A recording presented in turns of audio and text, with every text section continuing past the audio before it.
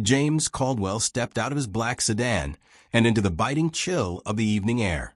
The city street hummed with life, neon signs flickering against cracked sidewalks, distant sirens wailing, the scent of fried food mingling with exhaust fumes.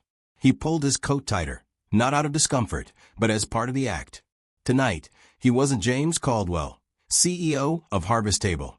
He was Jack Carson, a middle-aged man down on his luck, looking for work in one of his own establishments. The restaurant in front of him bore the familiar green and gold signage of Harvest Table, though this location looked more worn than the ones he usually visited. The windows were streaked, the once welcoming glow of the overhead lights dimmed by dust and neglect. He hesitated before entering, rolling his shoulders as if shedding the weight of executive privilege. This was what he wanted, an unfiltered look at how his business operated when corporate wasn't watching. Inside, the restaurant was half full, occupied by customers eating with an air of routine. A lone mother juggled a fussy toddler while picking at a plate of overcooked pasta. A group of young men in work uniforms laughed over cheap burgers, the exhaustion in their eyes betraying their easy banter. A couple sat by the window, their conversation muted, the tension between them thick. It was a snapshot of working-class America, the very people Harvest Table claimed to serve. A young waitress with tired eyes and a tight ponytail noticed him and approached. "Welcome to Harvest Table. Dine in or take out." Her voice held a forced cheerfulness, the kind that came from long hours and little patience. "Actually, I was hoping to apply for a job." She blinked, caught off guard, then jerked a thumb toward the counter. "You'll want to talk to Derek. Manager's in the back." James nodded, muttering a thanks as he moved past her. He took in everything, the scuffed floors, the chipped menu boards, the way employees moved with mechanical efficiency but little enthusiasm. When he reached the counter, he spotted a man in his late 30s, sleeves rolled up over thick forearms, a scowl seemingly etched into his face. "Derek, you're looking for a job?" Derek's gaze flicked over him, assessing. "Yeah. Anything in the back? Dishwasher, prep work, I can handle it." Derek snorted. "You got restaurant experience?" "Some," James lied. The manager exhaled through his nose, already losing interest. "Fine. Minimum wage, night shifts only. You miss a shift, you're out. That work for you?" "Yeah, thanks. Laura will show you around," Derek said dismissively, already turning away to bark orders at the kitchen staff. James stole a glance at the waitress from earlier, Laura. She lifted a brow, then gestured for him to follow her toward the back. "Welcome to the glamorous life," she said dryly. They walked past the cramped kitchen, where a lone cook flipped patties with the dead-eyed focus of someone who had done it 1,000 times too many. James caught the name on his uniform, Mason. He looked up briefly, giving James a nod before returning to the grill. "The sinks are back here. You'll be on dish duty tonight," Laura continued. "Derek's a hard ass, but if you keep your head down, you'll be fine. Just don't ask too many questions. He doesn't like that." James filed that away. Noted. For the next few hours, he scrubbed plates, the monotonous rhythm giving him time to observe. He noticed how Laura worked double time to cover gaps left by an understaffed team, how Mason barely spoke but carried an undercurrent of resentment, how Derek hovered, ensuring everything moved at his breakneck pace. Efficiency over empathy. He wondered how much of this was corporate policy and how much was Derek's personal brand of leadership. Then just before closing, it happened. The front door opened with a jingle, and a man stepped inside. His clothes were tattered, his beard unkempt, his hands curled against the cold. He wasn't causing a scene. He wasn't asking for handouts. He simply approached the counter, pulling a few crumpled bills from his pocket. "Just a coffee," he said, his voice rough with exhaustion. Before the cashier could answer, Derek stepped in. "We're closed," the manager said flatly. James straightened from the sink, heart thudding. He glanced at the clock. It was 15 minutes to closing. "I can pay," the man said, placing his money on the counter. Derek shook his head. "I said we're closed." The man hesitated, shoulders slumping. James saw it then. The weariness of someone who had heard this before, the quiet resignation of a person accustomed to rejection. He wasn't begging. He wasn't arguing. He was just used to it. Something in James clenched. Laura, standing nearby, shifted uncomfortably, her lips parting, as if she might say something. But one look from Derek stopped her. Mason didn't even look up from the grill.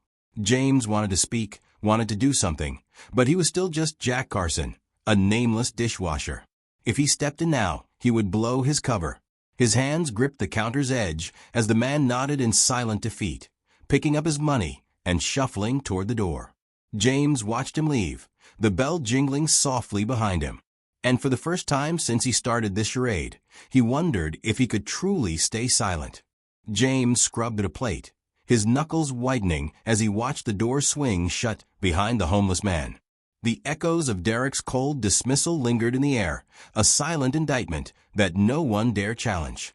A part of him itched to rip off the disguise, to expose Derek's cruelty for what it was. But that moment would come later. Right now, he needed to see just how deep the rot ran. The night shift wound down in uneasy silence. Laura moved with her usual efficiency, but there was tension in the way she gripped the coffee pot, how she kept glancing toward the door as if expecting the man to return. Mason worked the grill without a word, his expression unreadable. Derek, however, looked unbothered. If anything, he seemed pleased, as if denying that man's service had been just another necessary step in keeping the restaurant in order. As James dried the last plate, Laura slid in beside him, her voice a low murmur. "That bothered you, didn't it?" James kept his hands moving. "Didn't it bother you?" She let out a quiet breath, her gaze darting toward Derek before answering. "Of course it did. But this is just how it is. He does it all the time." James set the plate down. "It's an actual policy? Or just him?" Laura hesitated. "Both. I mean, there's nothing written down, but we all know the rule. If they look like trouble, don't serve them. And if you don't agree, you keep your mouth shut unless you want your hours cut." James absorbed that, his jaw tightening. It wasn't a policy. It was an unspoken culture. A twisted interpretation of corporate values, warped by those who wielded power on the ground. Later in the break room, he found Mason leaning against a dented locker, arms crossed, watching him with guarded curiosity. "You're asking a lot of questions," Mason remarked, his voice low and rough. James met his gaze evenly. "Just trying to understand how things work around here." Mason gave a humorless chuckle. "You're better off not understanding." James tilted his head. "Meaning?" Mason exhaled through his nose, his fingers tapping against his arm. "Meaning you're new. You don't know how bad it gets. You think what happened tonight was the worst of it." He scoffed. "That was just Tuesday." James leaned against the lockers, keeping his tone neutral. "How bad does it get?" Mason studied him for a moment before answering. "Derek doesn't just turn people away. He makes sure they don't come back. He tells us to dump the leftovers right into the trash instead of letting anyone take them. One time, Laura tried sneaking a sandwich to a guy outside, and he threatened to fire her. And when a regular customer complained about it, guess what? She got her meal comped, and he still banned her from coming back. James' hands curled into fists at his sides. His company's motto was asterisk, a seat at the table for everyone. Asterisk, but here the reality was an unspoken caste system, where people like Derek decided who was worthy of a meal. Over the next few days, James settled into his role, blending into the background while quietly absorbing everything. He saw how Derek thrived on control, running the restaurant like a personal kingdom. Employees didn't just follow his rules, they feared them. Complaints about wages or conditions were met with thinly veiled threats. Anyone who showed too much compassion risked fewer shifts or sudden terminations. Laura, for all her kindness, had learned to survive by choosing her battles. Mason had hardened, trading idealism for cynicism. The others simply kept their heads down, trapped in a system that demanded silence. But it wasn't just the employees who suffered. The customers, too, felt the weight of Derek's rules. Families who lingered too long were subtly rushed out. People who looked like they might not tip, were given slower service. And anyone who resembled that homeless man from the other night, they were met with thinly veiled hostility. if not outright refusal. Then, on a particularly cold evening, Samuel came back. James noticed him first, standing just beyond the glow of the restaurant sign, his posture hesitant. He was bundled in the same tattered coat, his hands shoved deep into his pockets as he stared at the door. He wasn't trying to enter, just watching, as if debating whether the rejection was worth another attempt. James felt something crack inside him. Without thinking, he stepped forward, his voice quiet but firm. "I'll get him something." Laura's head snapped up. "James, don't." But he was already moving. He grabbed a paper cup, filling it with steaming coffee, then made his way toward the door. But before he could reach it, Derek's voice cut through the air. "Where the hell are you going?" James turned, gripping the cup tighter. "I'm giving him a coffee." Derek's face darkened. "Like hell you are." The restaurant fell silent. Mason stopped mid-motion at the grill. Laura froze with a tray in her hands. Even the customers sensed something shifting in the air. James kept his voice even. "He's not asking for a handout. He's paying." Derek snorted. "Doesn't matter. I don't want his kind in here." His kind. James felt his pulse pound in his ears. "And what kind is that exactly?" Derek stepped closer, lowering his voice to a dangerous whisper. "The kind that drives away real customers. You think families want to eat next to some bum who smells like the street?"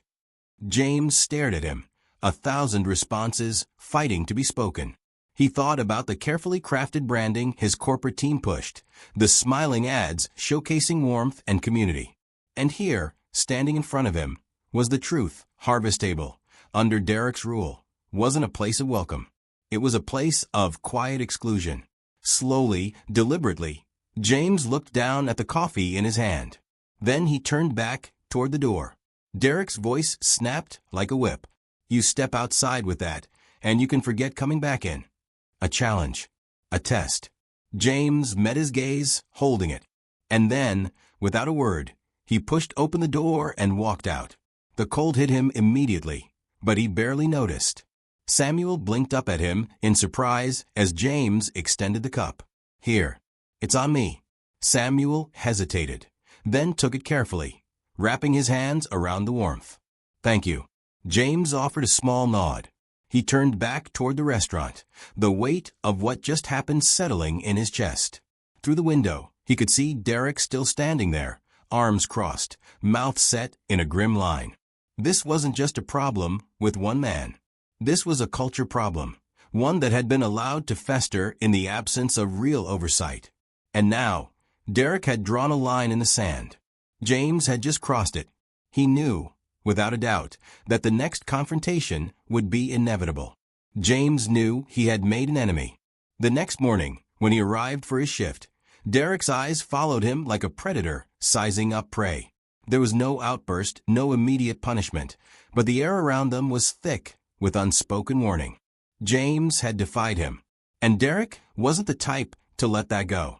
The retaliation started subtly.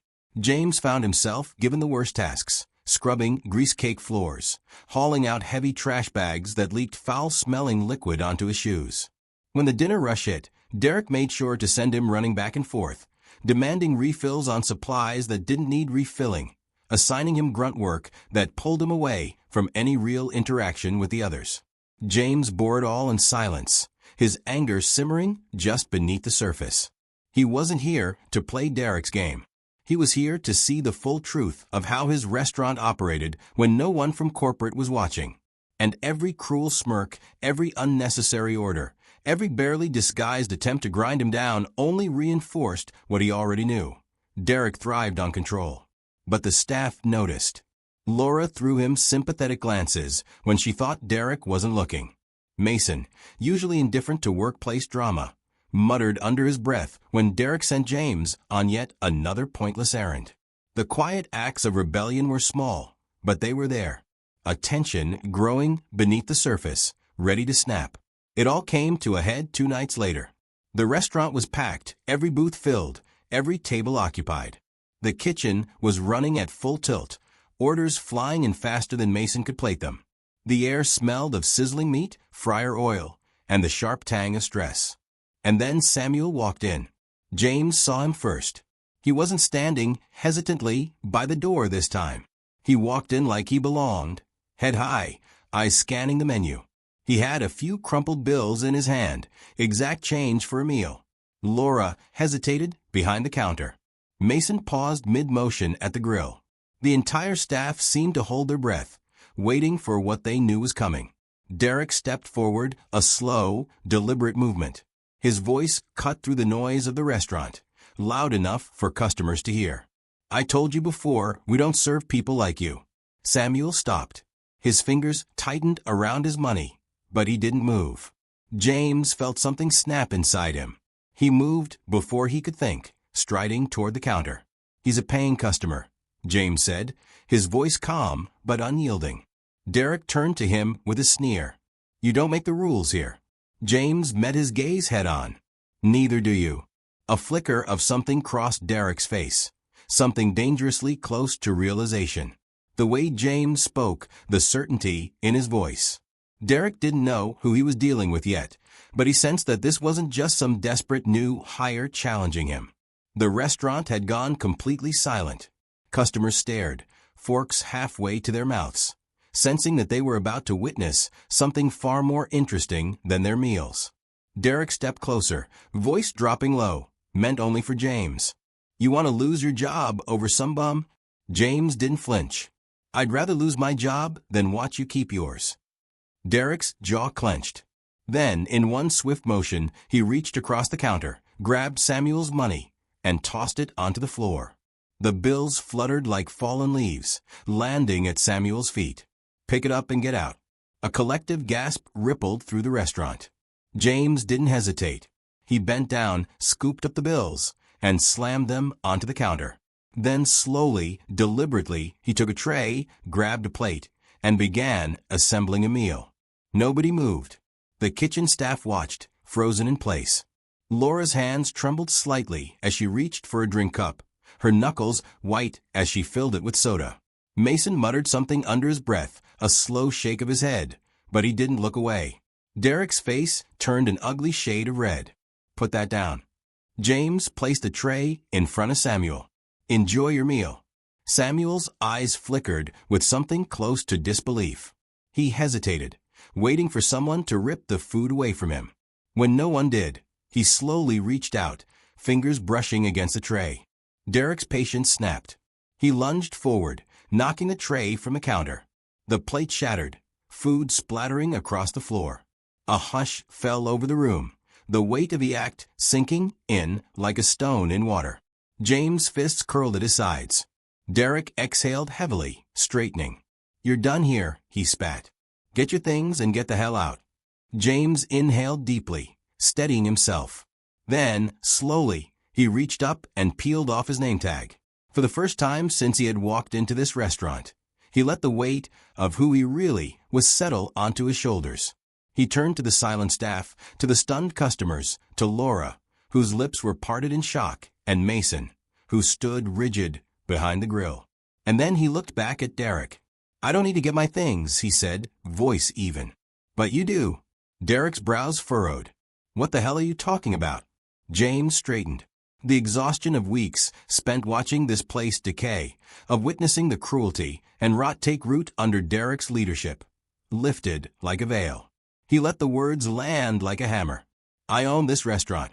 The silence was absolute. Derek's face paled. His mouth opened, then closed, his brain struggling to reconcile what he had just heard. He looked at James again, but now he truly saw him. The confidence in his stance, the quiet authority in his voice. The pieces clicked together, and Derek stumbled back a step. "You're lying," he whispered. James reached into his pocket, pulled out his leather wallet, and flipped it open to reveal his corporate ID. The logo of Harvest Table gleamed under the fluorescent lights. The name on the card was unmistakable. James Caldwell, CEO. The reaction was immediate. Laura's hands flew to her mouth, her eyes wide.